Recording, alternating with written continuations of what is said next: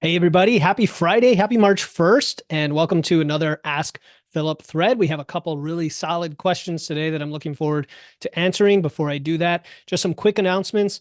First of all, we have the muscle building training at 12 p.m. Eastern today. So this is streaming about an hour before that. And if you have not signed up yet, all you need to do is click on this featured post and then click on the link itself here, which will take you to the sign up page. All right. You have to go to the sign up page so that you receive the Zoom link.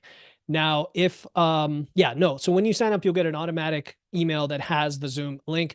If you've signed up previously, you should be getting reminder emails. But if you sign up close to the event, you may not get the reminders, but you'll get the email with the Zoom link. That is going to be an amazing session today. I put a lot of time and effort into this for you guys. I've never created such a detailed, comprehensive guide to building muscle. So it's not just about my journey, although I do cover that for probably half the training. The first part of the training is really the precise blueprint and all the things to think about. And it's not always the usual stuff that you hear on other podcasts that are kind of high level generic advice. I get very precise with numbers, with recommendations, with why we're doing this, with who does it, all that, and the different things to think about and put in place so it's effective. And whether you are more interested in fat loss or muscle building, it doesn't matter. Everyone who wants to improve their body composition, who wants to improve the shape of their physique, who wants to be lean, muscled, healthy, will want to spend some time in a muscle building phase at some point fairly early in their journey. Even if they start off with a fat loss phase, before long, you want to go into muscle building phase. Ladies, men, any age, hormone status, doesn't matter. So check this out. Now, if you register, even if you can't attend live today, I want you to sign up because you're going to get the replay, and the replay will include the whole Zoom call, including all the live Q&A that'll be in there. Whereas the podcast episode coming out on Tuesday will have just the training piece of it. You'll also get a 20 plus page. I think it's getting close to 30 pages now because it's a live doc that I keep updating. It's a muscle building nutrition blueprint that has even more detail than what I go over on the training today. And then just recently, I decided to throw in a special bonus only for those who sign up. All right. And let me just say, it's nothing we've ever done. It's going to give you exclusive access to something that others don't have. You're probably going to be surprised at how amazing it is. That's the best thing I can say about it. And you're not going to know what it is unless you sign up. Whether you get the replay or not, as long as you sign up, you will have access to that. So that's all I'm going to say.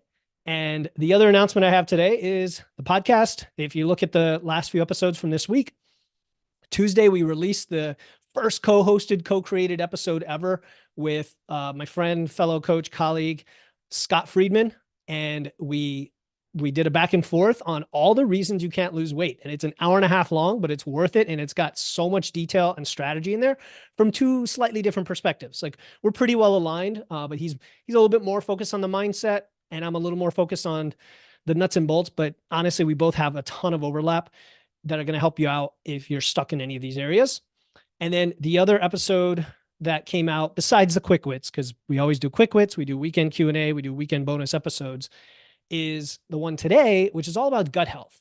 And we've never dived into that level of detail with gut health before. I've never had a guest on, and Josh is a great guy. We align most of the time. You'll hear a little bit of disagreement I have with some of the things he mentions about plant-based or carbs or fiber or wheat or something like that, little things in there. So it's about as controversial as I ever get on this show.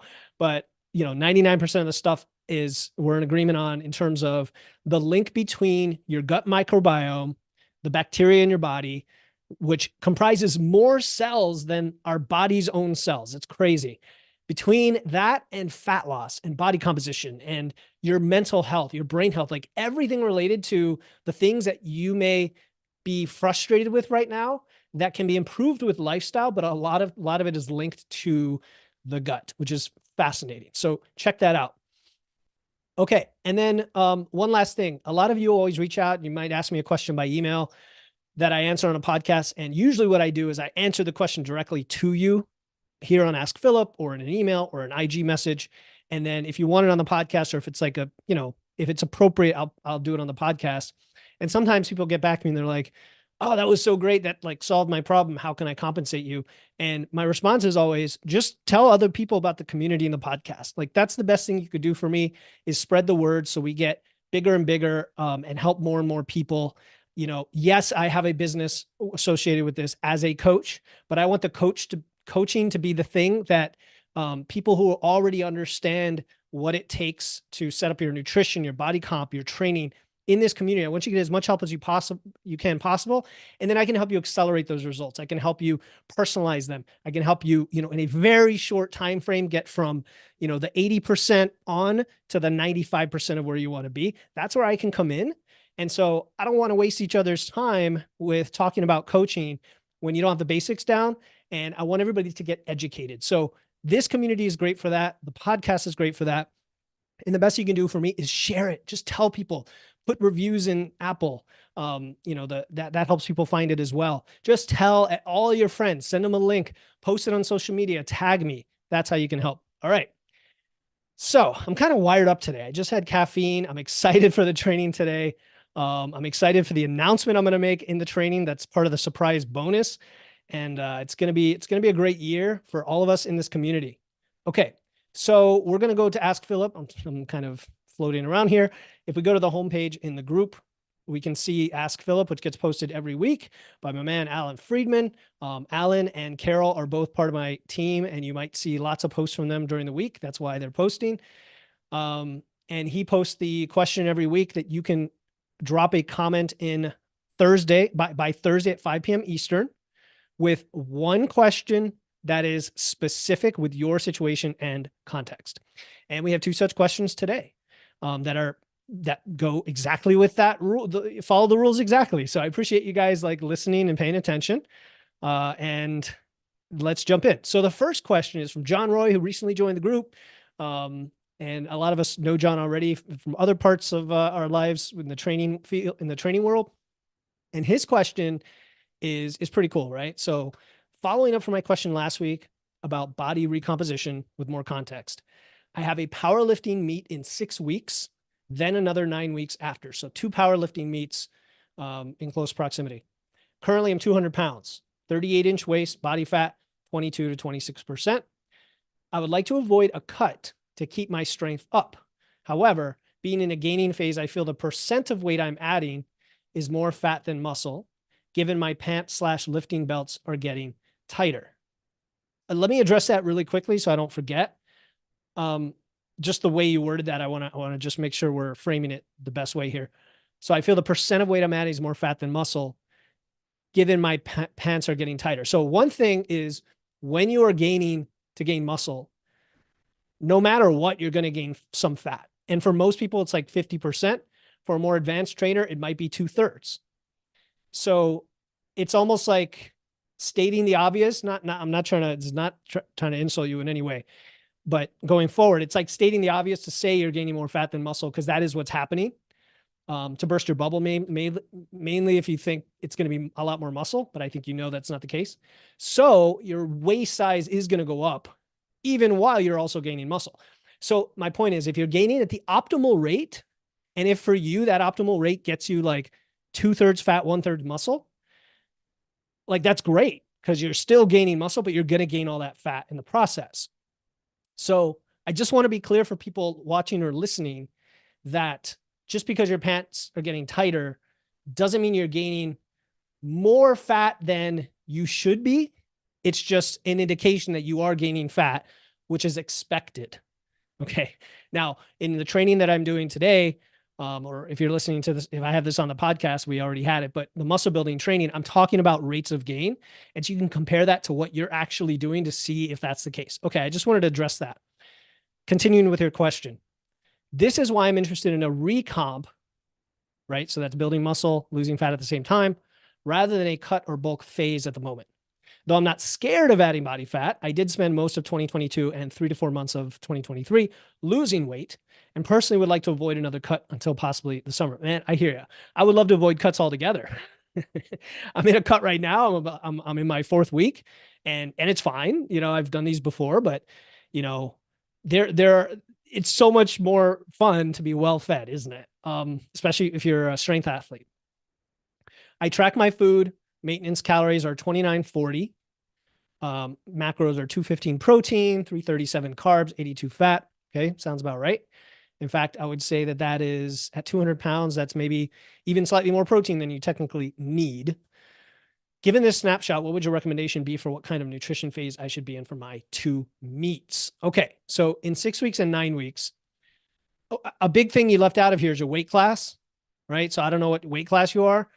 My opinion when it comes to powerlifting meets, and I'm not a competitor myself, but I've, coached people and definitely understand the mechanics of it, is you want to be as well fed and recovered as possible going into the meet, right?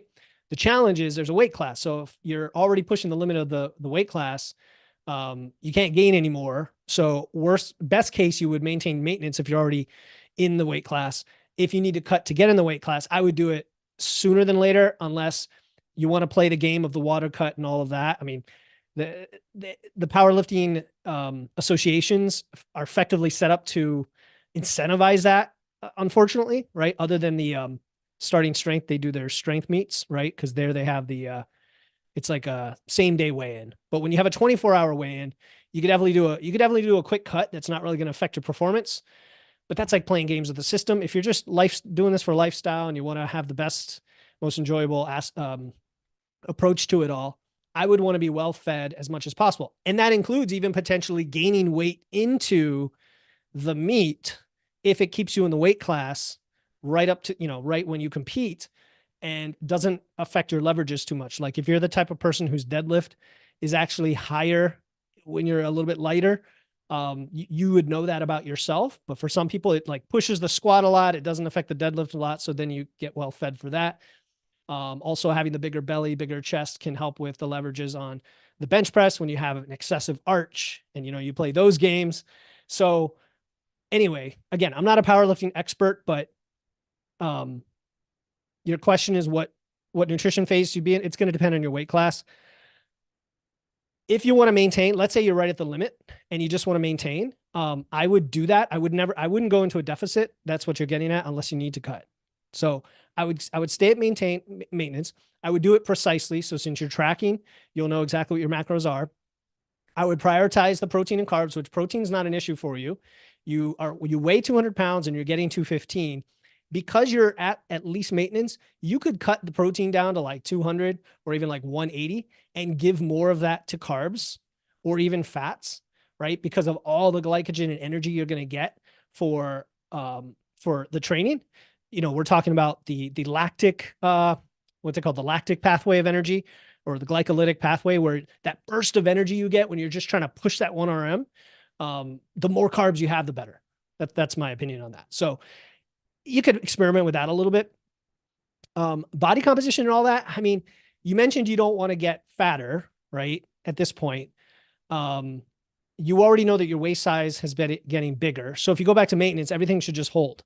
You can take measurements if you want, but what's going to happen is at maintenance, are you going to experience some body recomp? If you're an advanced lifter who's been building muscle for a while, not much at all. I'm just going to be honest, not much at all. It's great for for newbies, or if you haven't been training for very long, but it seems like you have been, right? So you're not going to get much at all. And I wouldn't go to maintenance for body recomp. I would just do it because you don't want to gain more weight and or to keep you in the weight class. Make sense? Recovery, like just get a lot of sleep, right? Keep that stress down. Don't take on new things in your life as you get to the meets. Just keep it easy, right? Eat. Now, the only other thing that comes to mind is if you want to do any calorie cycling. For like 90% of people, I don't recommend it.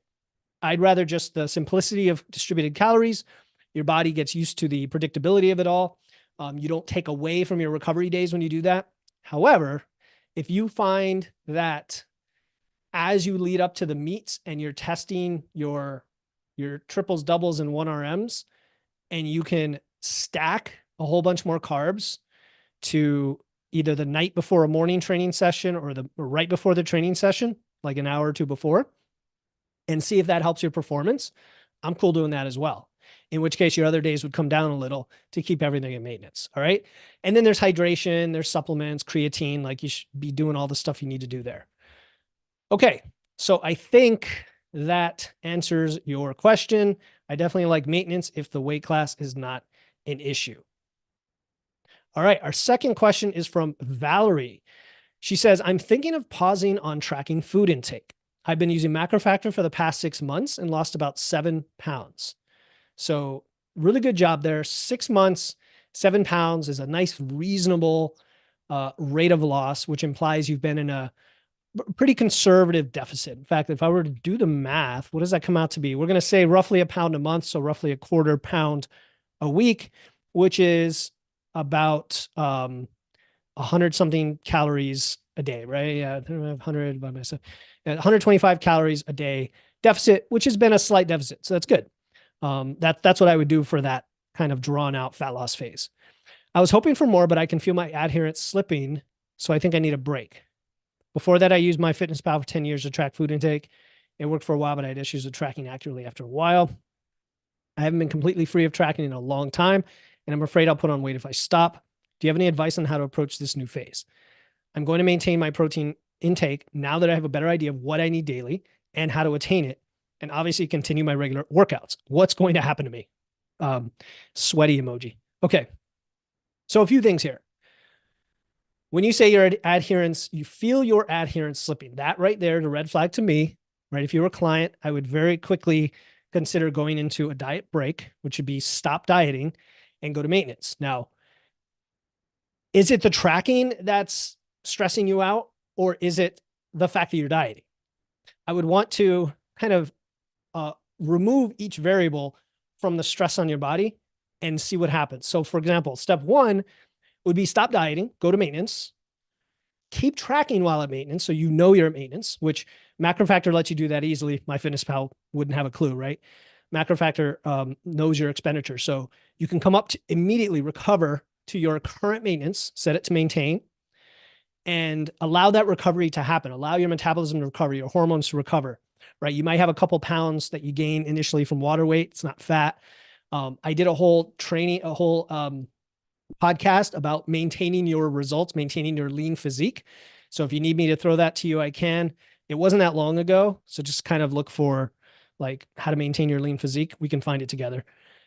And you might find that the energy, the mood, the recovery that you get from having the extra calories is just what you needed for the psychological relief that you're interpreting as an adherence problem.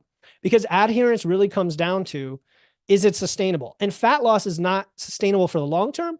It can be sustainable in the short term, though. And the way you've done it is very sustainable because you've done it for 6 months, right? You've been tracking, you've done it at a reasonable pace, and now you're ready for a break. And honestly, 6 months is a long time to diet. Most of my clients will diet at most for 4 months, then before they take a break. And those breaks can be months long. So yeah, that's step one. I would take a break to maintenance while tracking to see how you feel, because you might find that when you're at maintenance, like, hey, this is cool. I actually want to keep tracking because it helps me understand how to dial in my maintenance as my metabolism recovers this way. So your metabolism should recover. Now, if of course you find that tracking itself is making you neurotic, obsessive, or whatever, my second step would be, again, if I were your coach, I would say, like, how are you tracking? Are you making it harder on yourself than it needs to be? For example, are you logging every little ingredient in your salad, every little ingredient in your stir fry, as opposed to just logging the main ingredients or logging a common food, right? Are you trying to get super precise with restaurant food as opposed to just estimating? Are you trying to track when you go on trips and stuff when maybe you should just not track during those periods? There's a lot of things that make, oh geez, okay, hope I didn't lose my mic. There's a lot of things that make tracking, okay, it looks like pardon me, looks like my audio changed. Microphone, no, it looks like it's still working. Okay. There's a lot of things that make tracking itself sustainable or not. Does that make sense? So I would want to see if the way you're tracking can be more sustainable, because I'm a huge advocate of tracking, if it helps you get to your goals. Option 3, so once you've gone to maintenance, once you've addressed your actual methods of tracking, would be if you still feel like, no, this is just too stressful, I just need a break from tracking altogether. Awesome. Like, the fact that you've been tracking has given you knowledge of where you need to be intuitively with your hunger signals, with the foods you pick, with your protein. Like you said here, you said, I'm going to maintain my protein now that I have a better idea of what I need daily. Like if you just repeat how you've been eating most of the time and you don't go completely in a different direction, yeah, you should be able to maintain your weight for months and years. And, if it drifts, it's going to drift very slowly and you're going to notice it, right? And you'll easily be able to just change a behavior or two. And you could always go back to tracking. So don't stress. I would go to maintenance while tracking. I would recover. Then I would look at your tracking methods, make them more sustainable. And then if you still don't want to track, I think you could do it intuitively because you've been tracking, but do it after you go to maintenance so that you know generally what to eat to stay at maintenance. All right. So I hope that helps. Everything else you're doing is awesome. The workouts, all that good stuff. I hope you're going to the muscle building training today. If not, that you signed up so you get the replay, because a lot of what I talk about there could be relevant if you're thinking of maybe next going to a muscle building phase, which I don't know if you've done that before, but if you want to have even more food to be able to eat and not have to track long-term and have a great body composition, that is one way to do it. And so that is it for today's Ask Philip. I hope everyone has a great day. I will see people at the training who are there or who signed up on the replay, and drop a comment below on this video if you have any follow-up questions.